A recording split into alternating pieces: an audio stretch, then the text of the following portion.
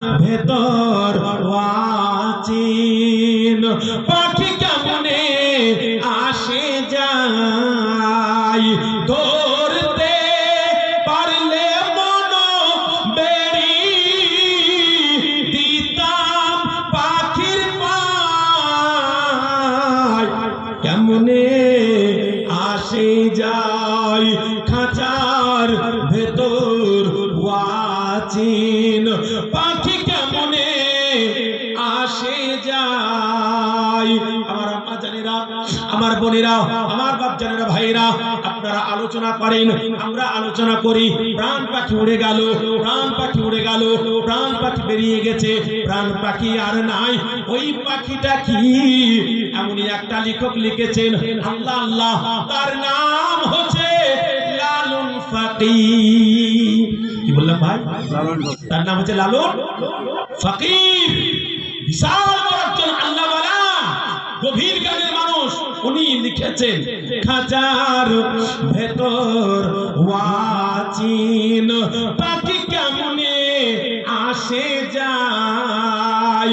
এ দুনিয়ার মানুষ, প্রশ্ন করলাম তোমাদেরকে, তোমরা প্রশ্নের উত্তর দাও। খাঁচার ভিতর ওয়াচিন পাখি, পাখি কেমনে কে চিনে? যাই আসে ওই অচিনা পাখিটাকে কে জানে, কে চিনে? তোমরা কেউ চিনো? তখন সবাই বলবে হুজুর, খাঁচা বাজারে কিনতে পাওয়া যায়, অচিন পাখি বাহির থেকে, আফ্রিকার জঙ্গল থেকে এমন দামি দামি পাখি আছে, এক একটা পাখি দাম ৩,০০০, ৪,০০০, ৫,০০০, ১০,০০০, ২০,০০০, ৫০,০০০ পর্যন্ত। আমি একবার পাখি কিনতে গেলাম, তবে দামটা জিজ্ঞাসা করলাম, তো সেটা ৪০,০০০ টাকা একটা পিসের দাম। মাথা খারাপ। দিয়ে আবার ওই ১,০০০, ১১০০, ১২০০ করে পাখিগুলো কয়টা নিয়ে আমি বাড়ি গেলাম। আব্বা আমার, বাবা আমার, ভাই আমার, আপনারা ওই কথাই বলেন, আমরা ওই কথাই বলবো। এটা হচ্ছে অচিনা পাখি। ওই পাখিটা খাঁচার ভিতর থেকে আসে কেমন করে, আবার খাঁচার ভিতর থেকে বাইরে চলে যায় কেমনে আসে যায়। লালন ফকির বলছে, ভাই রে, ওরে আমার আব্বারা, আমার মা, জননী, বোনেরা, তোমরা যে প্রশ্নের উত্তরটা দিলে এটা ভুল হয়ে গেল। আমি দুনিয়ার কোনো খাঁচার কথা বলিনি, দুনিয়ার কোনো পাখির কথা বলিনি। আমি আল্লাহ তাবারক ওয়া তাআলার ফেরেশতার মারফতে তৈরি করা খাঁচা, আল্লাহ পাকের তরফ থেকে দেওয়া পাখি, ওই পাখিটার কথা বলেছি। বলে লালুন ফকির, তাহলে বুঝিয়ে দাও কেমন কথা তুমি বললে। লালুন ফকির বলছে, বাবা রে বাবা, আমি যেটা খাঁচা বললাম সেটা হচ্ছে মানুষের দেহ, আর যেটা পাখি বললাম সেটা হচ্ছে রূহ।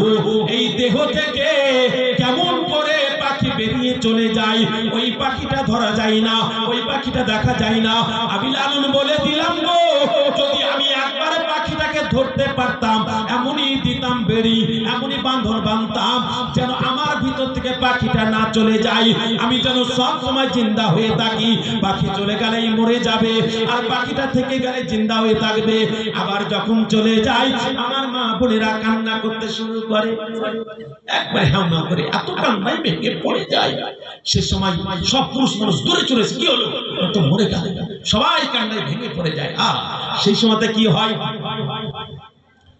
আল্লাহ তাবারক ওয়া তাআলার ফেরেশতা হযরত ইসরাঈল আলাইহিস সালাতু সালাম, উনি বলছেন, আমি রূহটাকে বের করে নিয়ে যখন চলে যাই, খোদার বান্দা বান্দিরা সবাই কান্না করে, নুচানুচি করে, লাশটাকে ধরে অনেক রকম কথাবার্তা আলাপ আলোচনা করে।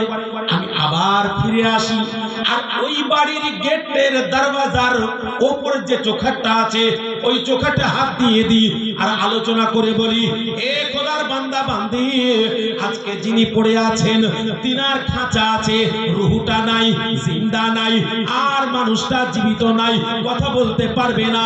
আজকে তাকে ধরে তোমরা কান্না করছো, শুনে রাখো, জেনে রাখো, এক এক করে আমি তোমাদের সবারই কাছে আসবো, আর তোমাদের রূহটাকে বের করে নিয়ে যাব। এইরকম ভাবে তোমরাও পড়ে থাকবে। অতএব আখিরাতের সামান তৈরি করো, কবরের জন্য চিন্তা ভাবনা করো, হাসরের জন্য চিন্তা ভাবনা করো, পুলসিরাতের জন্য চিন্তা ভাবনা করো। আমার কথা যদি তোমরা অন্তরের মধ্যে গেঁথে নাও, তাহলে ইন্তেকালের পরে তুমি আরামই আরাম পাবে। জোরে সুবহানাল্লাহ। আসেন, এসে পুনরায় ফিরে এসে ওই বাড়ির, যে বাড়ির মানুষটা মারা গেল, সেই বাড়ির মানুষের বাড়ির দরজার গেটের ওপর চোখাতে হাত দিয়ে আলোচনা করেন যে তোমরা কেঁদে ভাবিও না যে ওকে আর বাঁচাতে পারবে, এইরকম তোমাদের হতে হবে। আমি এই কাজের জন্যই আছি, যখন সময় হবে তোমাদের কাছে আসবো, তোমাদের রুমটাকে বের করে নিয়ে চলে যাব। অতএব তোমরা হুঁশিয়ার সাবধান হও, আখিরাতের সামানপত্র তৈরি করো, কবরের সামানপত্র তৈরি করো। যে কবরকে স্মরণ করেছে সেই ব্যক্তি লাভবান হয়ে গেছে, সেই ব্যক্তি কামিয়াব হয়ে গেছে। যার জন্য লালুন ফকির আওয়াজ দিয়ে বলছে আরেকটি কথা, উনি খুব গভীর জ্ঞানের মানুষ ছিলেন। ভাই আমার, আব্বাজান আমার, ওই লালুন ফকির বলছে, আপনারা পুরাতন মানুষ শুনেছেন, এখনকার ছেলে পেলে গেলে শুনবে না। আমি পুরাতন মানুষ না হলেও বক্তা মানুষ তো, ওই জন্য আমাদেরকে কিছু কিছু জিনিস আমাদেরকে সংগ্রহ করে রাখতে হয়। যাই হোক, আমার মা বোনেরা বেশি বলতে পারবে, বাচ্চাটা ভাইরা কম বলতে পারবে। হ্যাঁ গো মা, মুরগির ডিম বসিয়ে দেন, ওই ডিমে বাচ্চা কতদিন পরে ফুটে গো?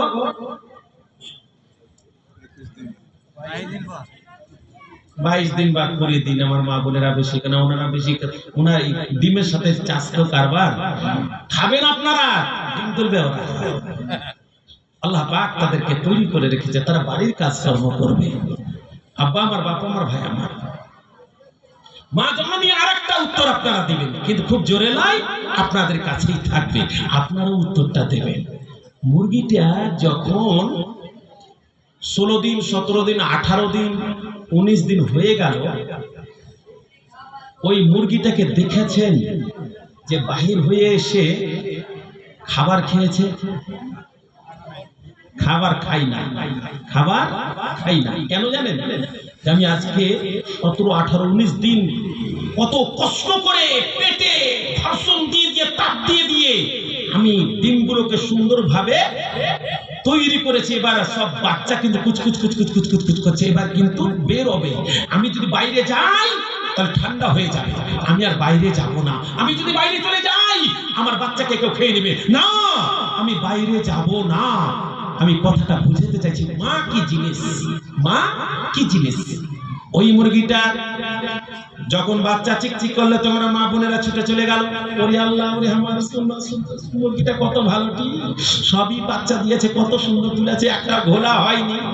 ওই বাচ্চা কয়টাকে তুলে নিয়েছে, ছোট ছোট দানা, খুদি, গুঁড়া, আরো কিছু দিয়ে দিল, ফেলে তার সামনে। মা জননী কি জিনিস দেখুন আব্বা জানেরা, ভাই জানেরা, মাকে গুরুত্ব দেন না, মাকে ভালোবাসেন না। এ জননী মা কত সুন্দর জিনিস দেখুন। ওই বাচ্চা যখন সামনে এসে গেছে আর মালিক যখন খাবারটা ফেলে দিল, খুদি, আল্লাহ আল্লাহ, ওই মা জননী খাবারগুলো টক টক টক টক করে তুলে খাই, দেখেছেন? খাই না, কি করে? একটা করে দানা তোলে আর বলে, মানে কি, বাচ্চাকে ডাকছি, আয় আয় আয়, আমি তোর মা, তোকে খাবার শিখেছি। কারণ হচ্ছে একটাই, যে তোকে খাবার শিখাবার মতন কেউ নাই। আমি তোর মা, আজকে 3 দিন ধরে খাবার খাইনি, আজকে খাবার দিয়েছে, আমি তো খেয়ে নিজের পেট পূরণ করে নিতে পারি, কিন্তু না না না, আমি মা, আমি খাবার খাবো না, আমি তোদেরকে খাওয়াবো। ওই জন্য মুখে করে দানা তোলে আর কুরকুর কুরকুর করে বাচ্চাদেরকে ডাকে, বাচ্চাদেরকে ডেকে সেই সময়তে বাচ্চাকে খাবার খাওয়াই। আমার আব্বা জানেরা, ভাই জানেরা, আমার পর্দা নশিনী মা ও বোনেরা, অন্তরে মোহাব্বত রাখবেন। এই মা জননী কেমন জিনিস, আমার আব্বা জানেরা, ভাই জানেরা, আজকে ওই কথা আপনাদেরকে শোনাতে চাইছি। আল্লাহ পাকের প্যারা রাসূল সাল্লাল্লাহু তাআলা আলাইহি ওয়াসাল্লাম বলেছেন, আমি একজন আশিক দুনিয়ায় রাখলাম, তার নাম হচ্ছে লালুন ফকির। ওই লালুন ফকির তার এই জবান দিয়ে কি আলাপ আলোচনা করেছে? ঘর আছে তার দুয়ার নাই, লোক আছে তার বাক্য নাই গো, কে